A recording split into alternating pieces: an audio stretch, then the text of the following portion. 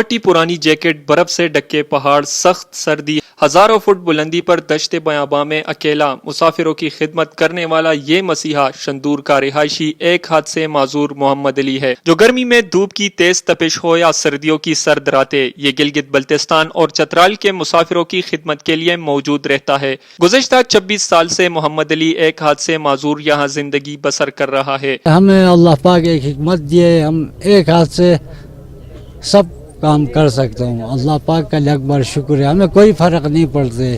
محمد علی نے 2006 میں سخت سردی میں 18 میں سے 16 مسافروں کی زندگی بچائی، جو 7 فٹ برف میں دنسے ہوئے تھے۔ 2006 میں ہم یہ برف ہٹاتا تھا، کوئی مارچ مہینے کا 15 تاریخ تھا، تو گلگت سے کوئی 18 بندہ روانہ ہو گیا، ایسا سلائیڈنگ آ رہا ہے، برف نہیں ہے۔ صبح ہم یہ برف ہٹاتا تھا تو میں نے آواز سن لیا رونے کی، تو جیسا رونے کی آواز سنا ہے، ہم چترال سکوٹ والوں کے پاس گیا، ادھر صوبیدار کو بتایا، سر ادھر کوئی جو ہے روتا ہے، آپ بھی آ جاؤ۔ 7 فٹ برف تھا، تو یہ ہاتھ سے اٹھا کر سر سے ایسا ایسا کر کے کندھوں سے پھر نالا بنا کے جانا پڑتا تھا۔